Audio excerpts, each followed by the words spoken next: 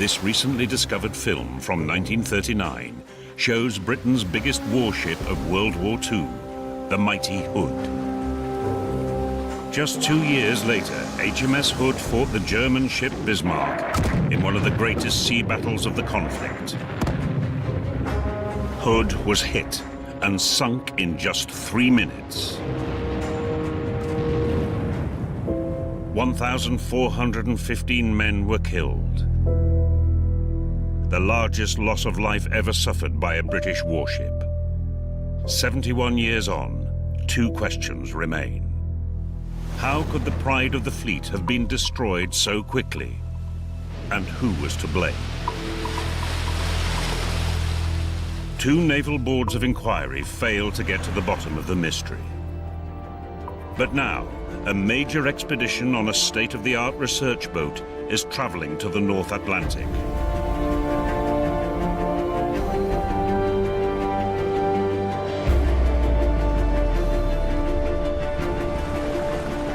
They'll use the latest technology to examine the wreck. This is the center of the whole section of the ship that's missing, that's been obliterated. In an attempt to unlock its secrets once and for all. And this massive fireball would have just travelled, well, like here, in a fraction of a second, carrying everything in front of it.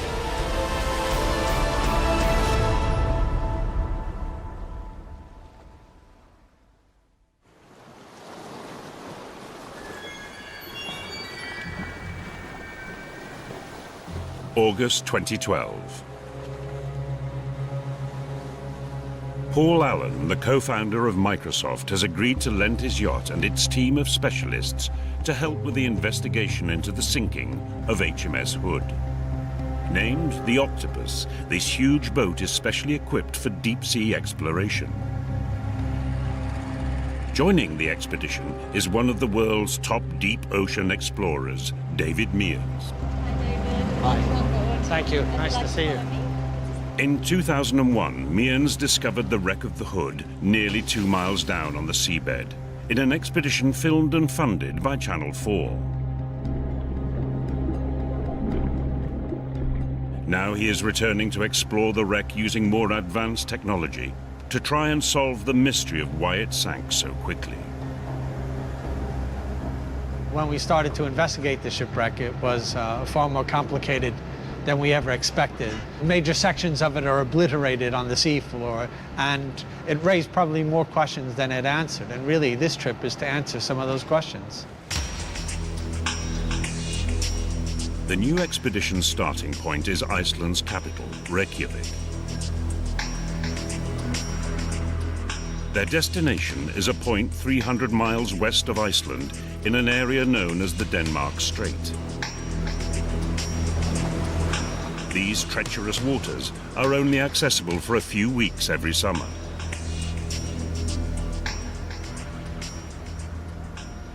Generally not beautiful Caribbean weather in the Denmark Strait. However, this time of year, obviously near the middle of summer, this is as good as it gets. Weather, I suggest, will be the deciding factor between success and failure.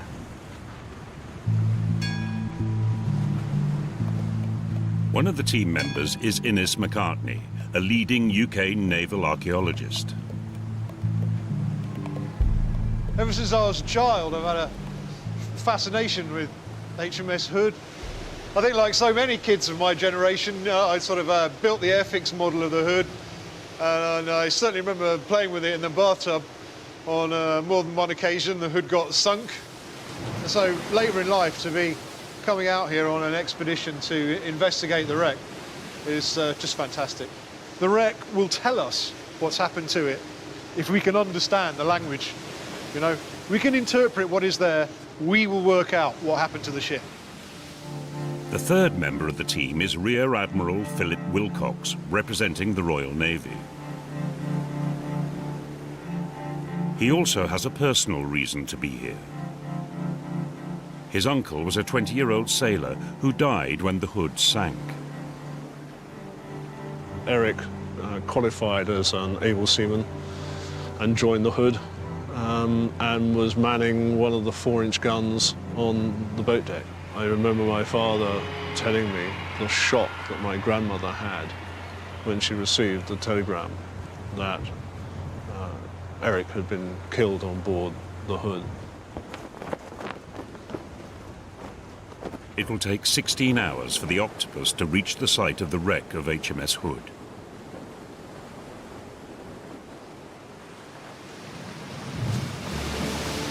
HMS Hood was launched in 1918.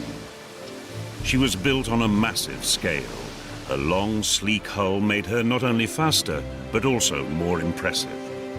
To carry her 20 heavy guns and travel at a top speed of 30 knots, she needed 4 huge turbines. Over 860 feet long, she was the Royal Navy's largest ship and a potent symbol of Britain's global might. Her formidable 15-inch guns beat out a clear warning to potential enemies. At the time she was built, and certainly well on to the late 1930s, there was no warship in the world that was bigger or more powerful than Hood. And she symbolized everything that was great about Great Britain. In the 1920s and 30s, Hood reigned supreme in an era of gunboat diplomacy.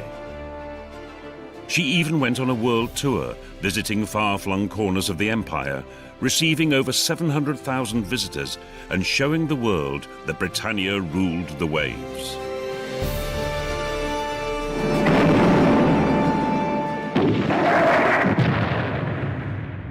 A rare color film of the ship, taken 2 years before she was sunk, has recently come to light after lying hidden in a private collection for years.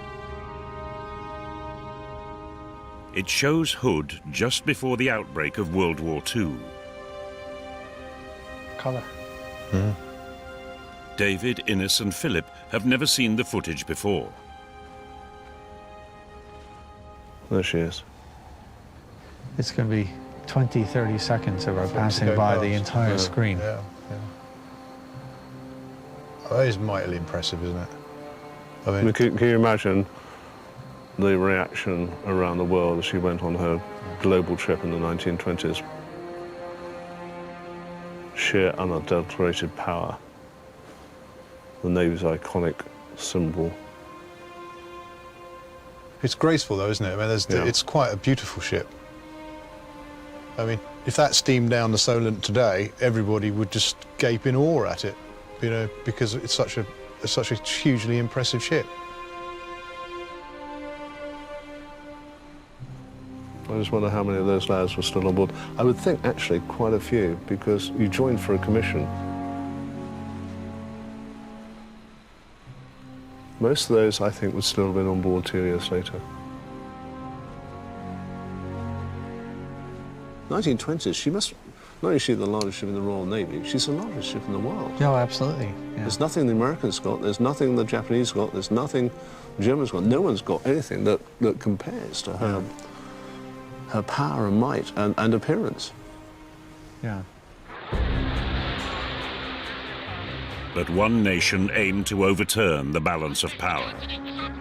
In the run-up to World War II, Germany had been hard at work building a ship to rival Hood. The battleship Bismarck was much more modern than Hood, with better guns and armor. When war broke out, it was nearing completion and would soon be ready to put to sea for the first time.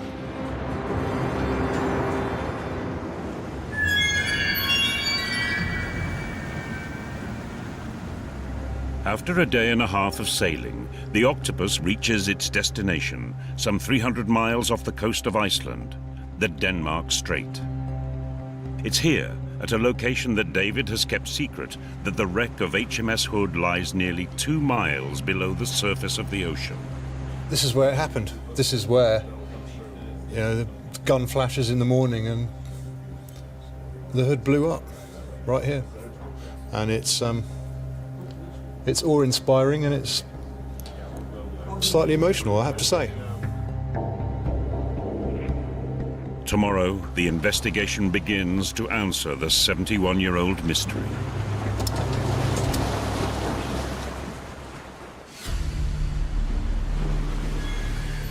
the treacherous icy waters of the Denmark Strait, 300 miles west of Iceland. One of the greatest sea battles of the Second World War took place here 71 years ago. The pride of the British Navy, the aging battlecruiser HMS Hood, confronted Hitler's newly completed German battleship Bismarck. On May the 19th, 1941, the Bismarck slipped out of the port of Gottenhaven, Germany, on her maiden voyage. It was accompanied by the cruiser Prince Eugen. The Bismarck hoped to avoid detection as it headed into the Atlantic. But British intelligence received sighting reports as the ship sailed through the narrow stretch of water between Denmark and Sweden. Throughout the war, convoys had sailed the icy North Atlantic, bringing essential supplies to beleaguered Britain. The Admiralty now feared Bismarck had them in her sights. So the loss of a single convoy was going to be potentially very, very devastating. And the Germans knew that. You know, ultimately, if they could blockade Britain, they had a good chance of starving us out of the war.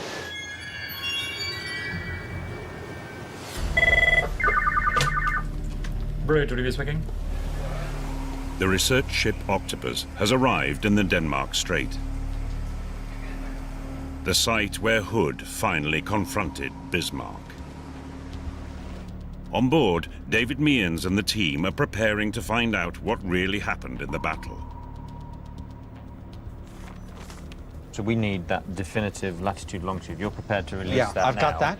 So our navigator, Peter, will put that in the survey system, into the chart system, so we know where we're going to start from. Okay, so we'll dive on that, and then we'll maneuver to that.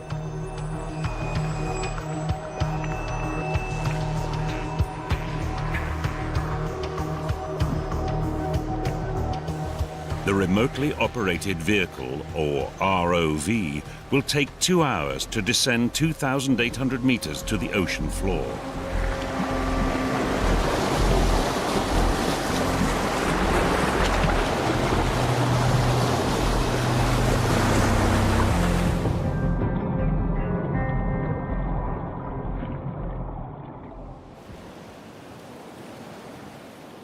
Back in 1941, the British were desperate to stop the Bismarck at any cost. After 24 hours of searching, an RAF spy plane located the battleship hiding in a Norwegian fjord. It was clear that Bismarck was heading for the North Atlantic and the convoys. At anchor off Scapa Flow in the Orkneys, HMS Hood, accompanied by the battleship Prince of Wales, was ordered to steam at full speed to the Denmark Strait. Here they could intercept the Bismarck if it took this route to attack the convoys. Hood's wartime complement was 1,418, slightly less in peacetime. That's the size of a small town in the United Kingdom. It's important to remember 70 of ship's company were under 18. The youngest was 16 and 4 months. It's very difficult for a 16-year-old to have anything but fear, particularly for action in the first time. On the evening of the 23rd of May 1941, Bismarck was spotted at the entrance of the Denmark Strait before disappearing again into a thick bank of fog. On board Hood, Admiral Lancelot Holland knew Bismarck was close, but he didn't know where the ship would reappear. Imagine where we are right now to be the bridge of the Prince of Wales. The Hood is just there, about 750 meters away. Next morning, the fog cleared. All the eyewitnesses are now dead, but Esmond Knight, who was on board the Prince of Wales, was interviewed in 1972. Suddenly this tiny little voice saying, "Enemy in sight." People looking up to see, there he was right up, enemy in sight, and pointing towards a blank horizon. They had spotted Bismarck, 14 miles away in the distance. Hood opened fire. Her massive shells took 50 seconds to cover the 14 miles to their target. 90 seconds later, Bismarck returned fire. A camera on board Prince Eugen captured the battle. I remember looking towards Bismarck and suddenly seeing this line of orange flashes right across her side, which meant to us that she was using her fore and aft armament at us. Waiting, waiting, waiting. Range closing, and then presently hearing this.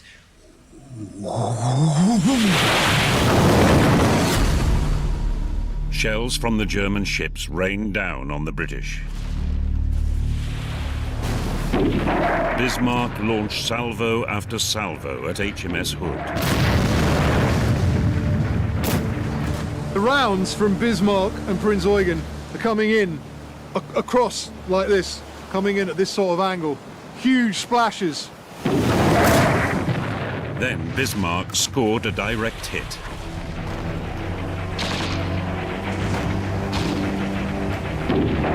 This footage shows what happened next.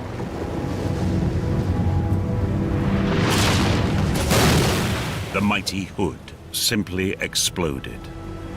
The fatal round comes in. Huge shudder. Everyone on the bridge knocked to the floor. Ted Briggs was on the bridge. The Admiral was up on the compass platform, and he was sitting in the captain's chair. The captain was standing just behind him. People started to get out towards the starboard door of the compass platform. As I got there, Commander Warren, the navigating officer, stood to one side and a polite little gesture just like that. And that sticks out.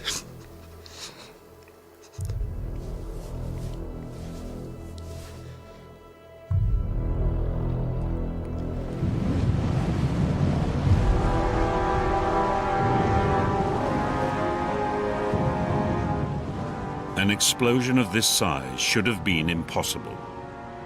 Hood sank in less than 3 minutes, killing 1,415 men on board.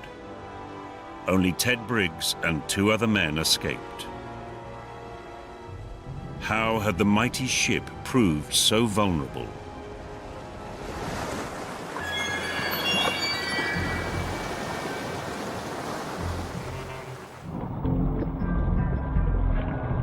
Now, after 2 hours descending 2,800 meters to the ocean floor, the ROV is approaching the wreck site in search of answers.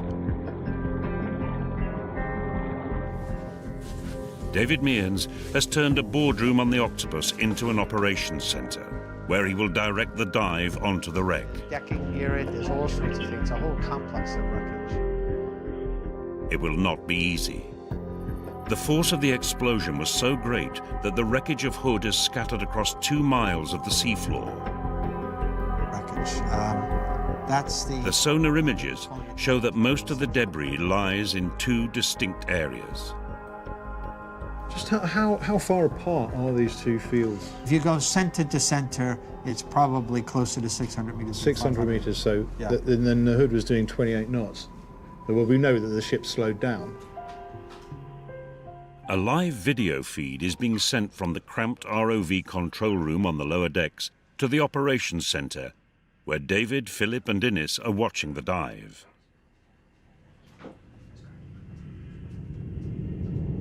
Wreckage, straight in front of us.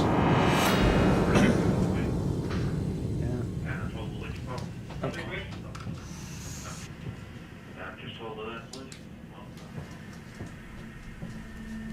There's a shoe. That was a shoe, yeah.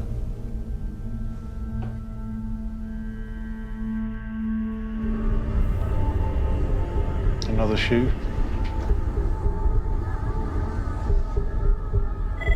Yep. Yep. There we go. Yeah, go ahead.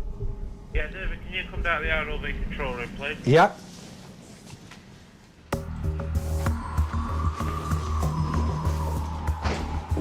There is a problem with the ROV.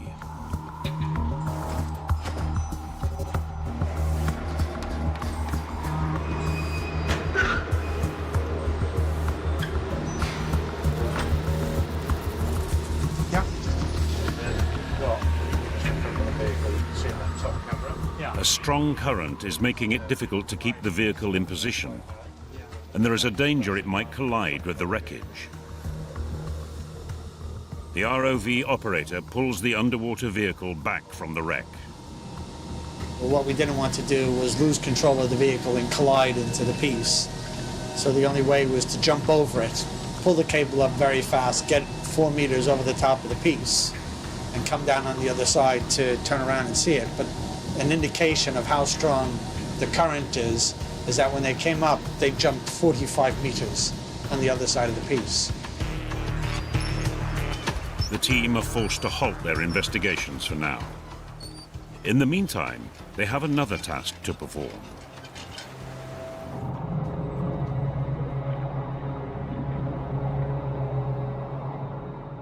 On the last expedition, David Meehan's found the ship's bell, and he's long wanted to bring it back to the UK as a lasting memorial to those who died. The Ministry of Defence have granted the expedition special permission to try and retrieve it.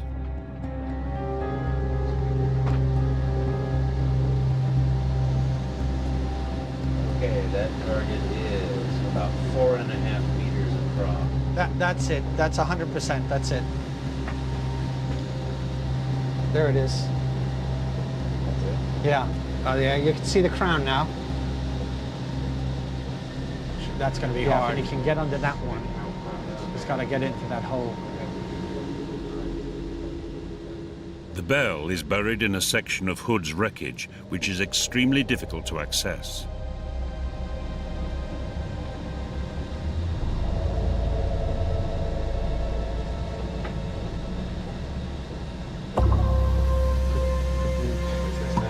There's no point Yeah. to use actually grip. If you had it maybe Is it better for him to grab this hook No. than that one? No, this one's an open outlet one with controller. So we're pinching ourselves on the lower. So the way around is to go under. We don't want to drive the hook down through the lug, do we? We want to push that bell in.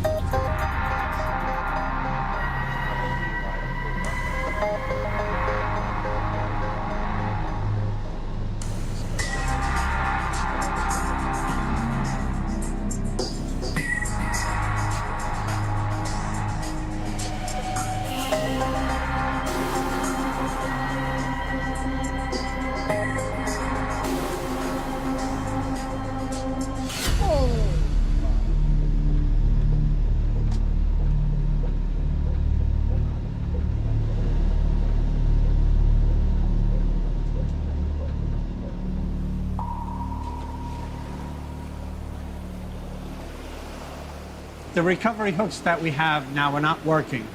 You can see they had a very good hook on it. They were lifting it up, but it didn't bite in. The bell, through its own weight, did what we didn't want it to do, actually fell into the hole. And now we don't have the visual access we had before. I'd say the chances of us being successful are less than 50-50 and probably more like 30-70. Meehan's decides to abandon the recovery of the Hood's bell. The expedition is proving even harder than they had imagined. Now the weather on the surface has taken a turn for the worse. The ROV is brought back up.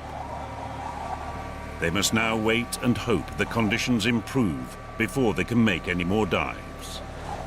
We've aborted basically because of the wind conditions are trending upwards, and the heave is, it was 1.1 meters when we launched this morning, and it's now 1.7 meters and increasing. So even the launch is risky in conditions like this. There's still risk of damage and serious damage, and then it's game over if we damage it sufficiently.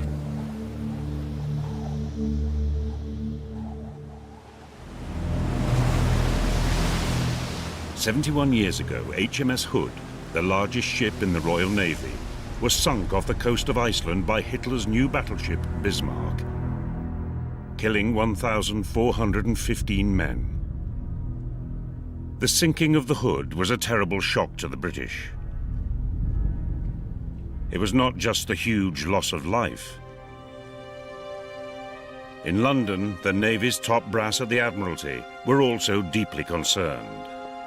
If the Hood could be destroyed so quickly, Was there a fundamental flaw in the design of all British warships?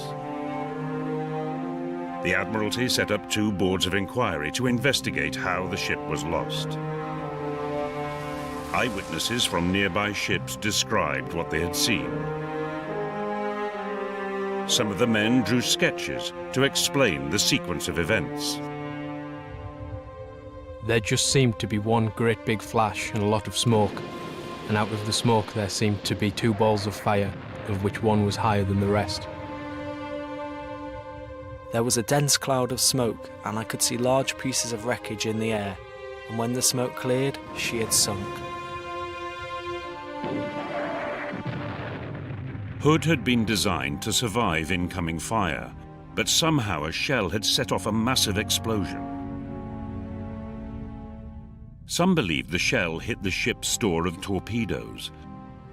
Some thought one of the ammunition stores or magazines. The inquiry found it impossible to pinpoint the precise place or cause. Much of the evidence is contradictory and inconclusive, and we realise that many points in connection with the loss of the Hood can never be proved definitely.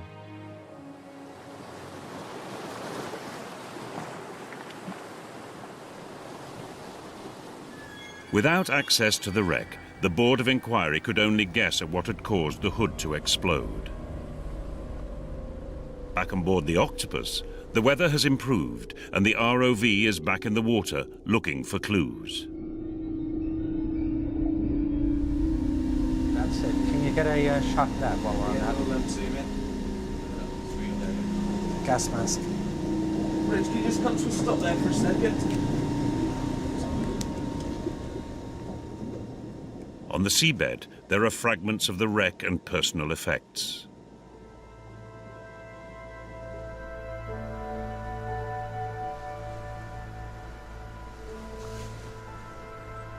I've been at war twice, and I know the challenges that are faced by those people who go off to fight.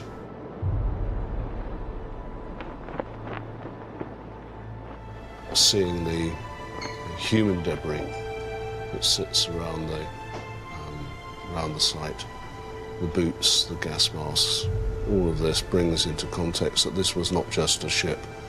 This was a ship full of sailors and Marines.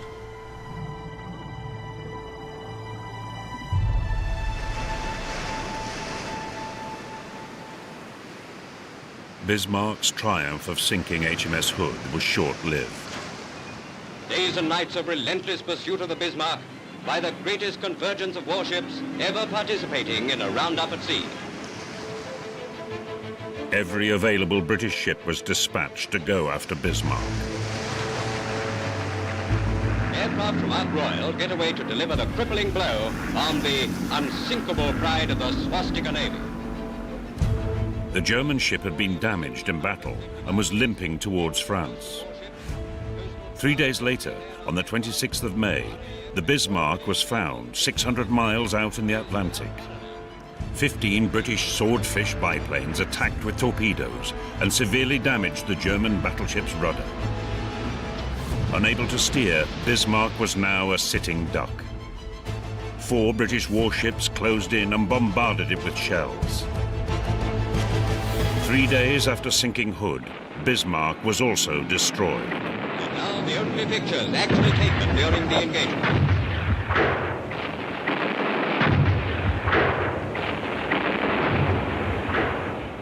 Over 2,000 men died, an even higher death toll than the Hood.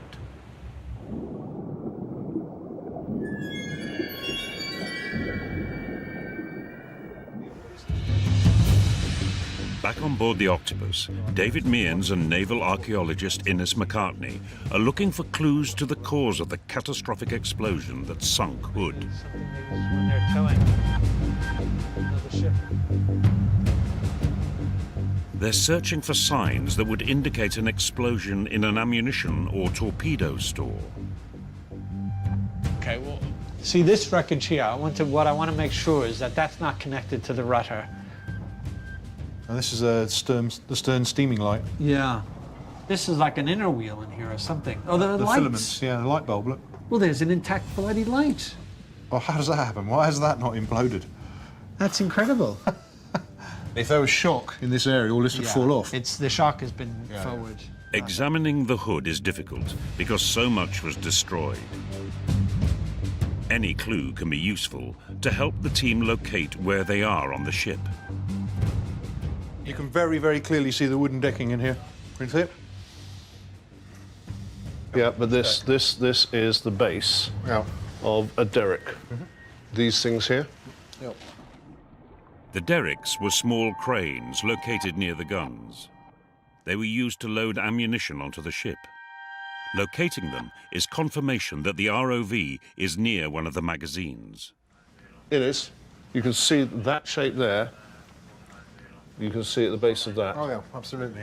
It's see? one of those, isn't it? That's a very good drawing of what we've just seen. If that's the case, we could be very close to what we're looking for. Yeah. They have identified that this is the rear section of the hood, but this doesn't really help solve the mystery of what caused the explosion.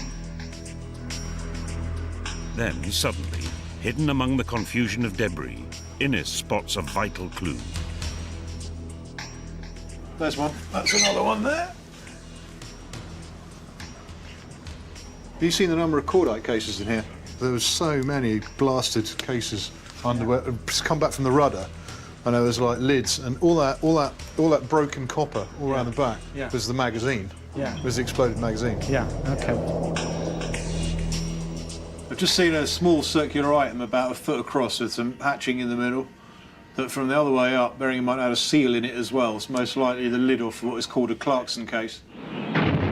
Clarkson cases are brass containers that held cordite, the highly explosive mixture needed to propel the hood's heavy shells. They were stored in a number of armor-plated magazines above the ship's shell rooms. Every single Clarkson case they discover has been destroyed. Confirmation that it was one of the magazines that exploded. The devastating effect of a magazine explosion was captured on film 6 months later, when another ship, HMS Barham, was torpedoed by a German submarine.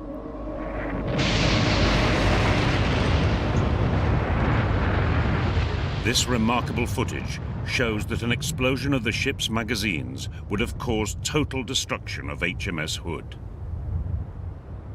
An explosion of that size, in a fraction of a second, will have propagated itself a great way through the ship. It would have taken out bulkheads, it would have taken out anything in its way, and this massive fireball would have just travelled, well, like here, just travelled through an area like this in a fraction of a second, carrying everything in front of it. So when we were trying to answer the question why so few people survived, when you see the evidence of a complete magazine detonation like we've seen on the seabed, then it is showing us that the colossal nature of that explosion is what killed the people that were inside. You know, and it's no coincidence that the 3 survivors were actually on the external side of the hull of the hood. David and Innes are now sure that the explosion that ripped through the hood began with the detonation of one of the magazines. But which one? They know that the gun magazines were spread along the 4th level deck of the ship. Their failed attempt to recover Hood's bell may now provide a vital clue. They decide to go back to the area where they found the bell. It hung outside the captain's quarters, right above one of the 15-inch magazines. They hope that the captain's cabin can provide vital clues to the source of the explosion. Right where that vertical member terminates. That one? Yeah. The flat plate is bent, isn't it? You can see this is all lino flooring, all peeled away, falling down. It's just incredible. We're in the captain's day room. You think that's deck? That's the floor. Right, okay.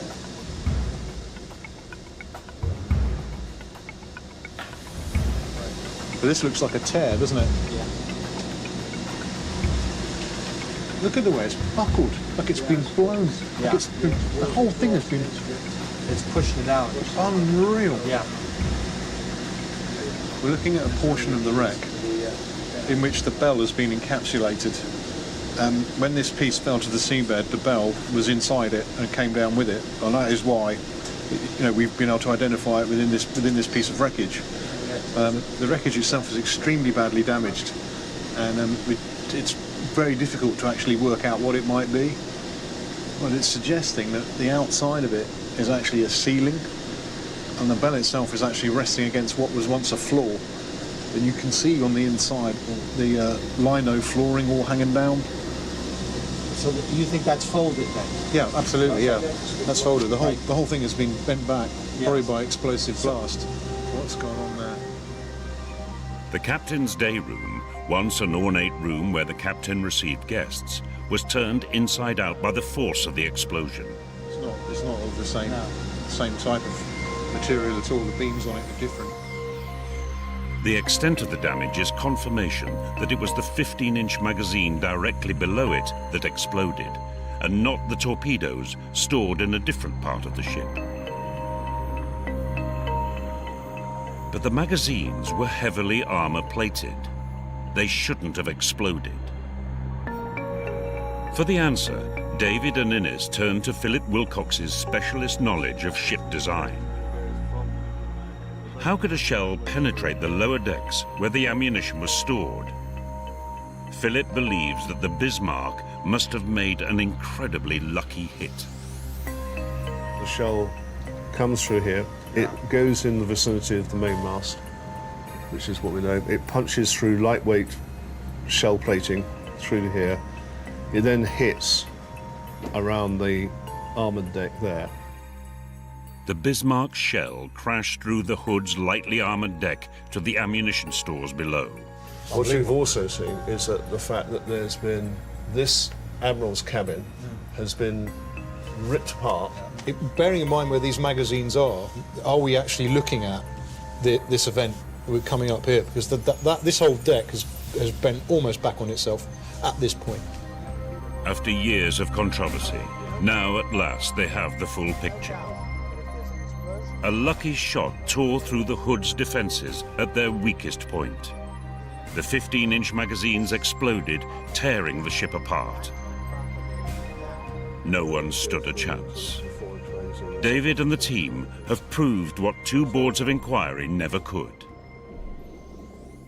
I mean, we're looking at a piece of the wreck that is incredibly close to the source of the major explosion that destroyed the ship. This is the center of the whole section of the ship that's missing, that's been obliterated. So, it nails that down absolutely at 100%. But one question still remains. Could the disaster have been avoided?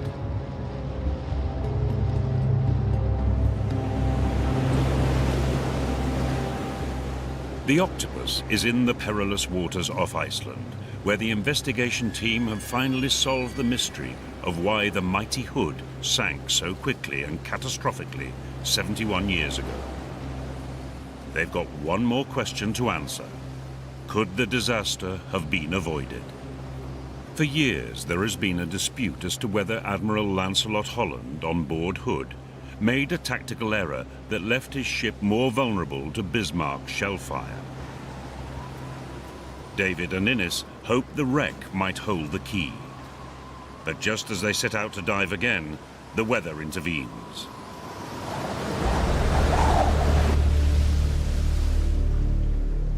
Captain Glenn Dolby on the bridge of the Octopus is concerned about an approaching storm.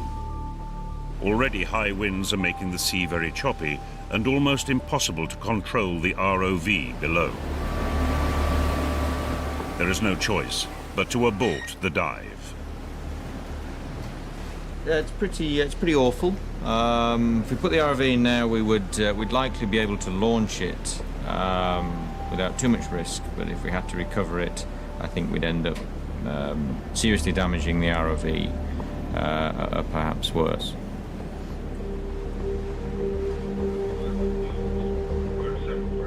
The next day, the captain reluctantly decides to abandon the expedition. The Octopus must return to Reykjavik to shelter from the storm.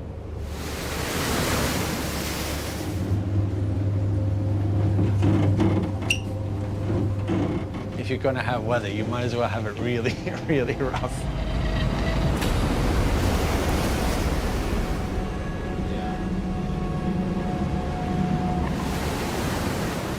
We've aborted the mission for now, and we're heading for Iceland for shelter. But the forecast isn't good, and certainly we're experiencing a dramatic increase in sea conditions now.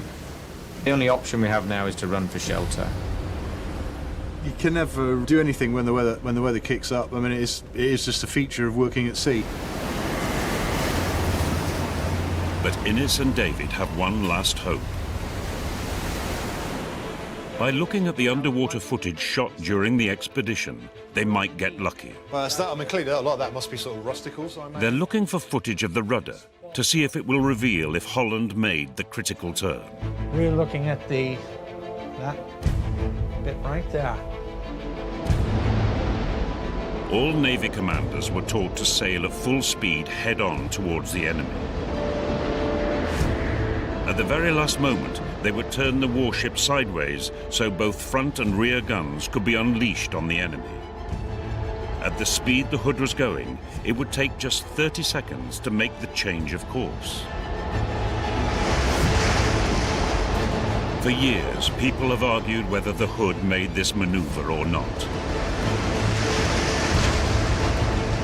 If the Hood made the turn, Admiral Holland gave the boat its best chance. If it didn't, this would have hugely limited the ship's chances of survival and means Holland got his tactics wrong. Eyewitnesses differ. No one knows whether the Hood turned. David and Innes now review the ROV footage they hope will finally provide an answer. And there's no damage here. Look. That's just the underside where it would have hit the seabed. If it had landed on the seabed, this whole section here would be damaged, and it isn't. Right. It's pristine. Yeah. All the way. This rudder is intact. The lack of any damage shows that the rudder wasn't moved when the ship hit the sea floor. And it's proof that Admiral Holland had indeed begun the turn just before the Hood was hit by the Bismarck. What we're seeing there is a moment in time, a very, very iconic image of Hood's last turn. And we've been able to confirm that is the case.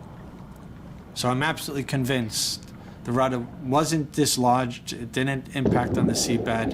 Holland had not just ordered that turn, but Hood actually executed it and was probably halfway through it when she was finally hit. So that's an absolute firm conclusion that has come from this expedition.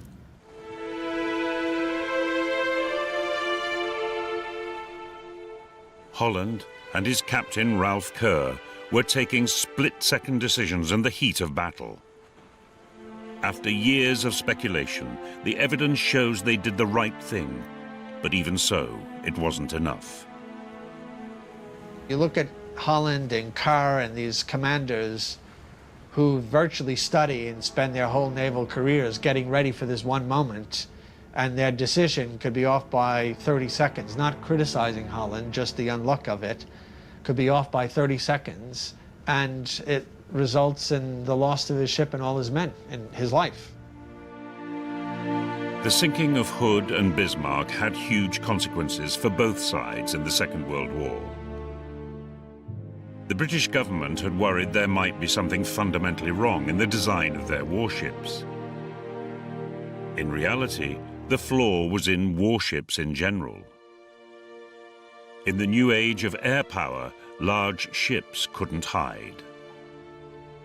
No giant battlecruisers like HMS Hood would ever be built again. New warships would be smaller and more maneuverable.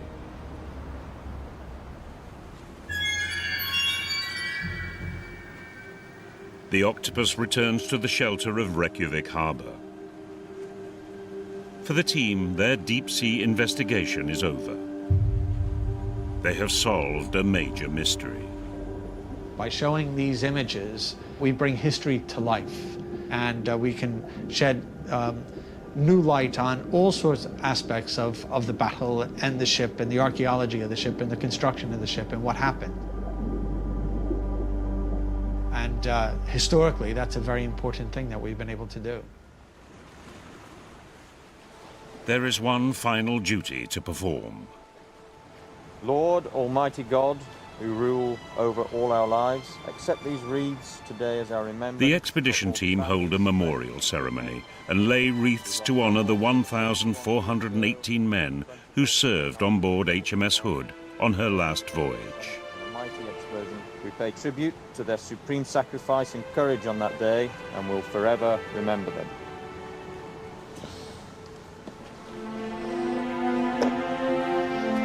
Thank you very much.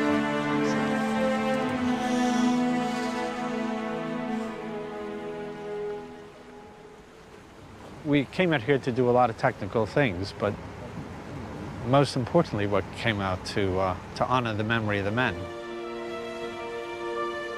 For David, Innes and Philip, it's a sad but proud moment as they leave the Octopus.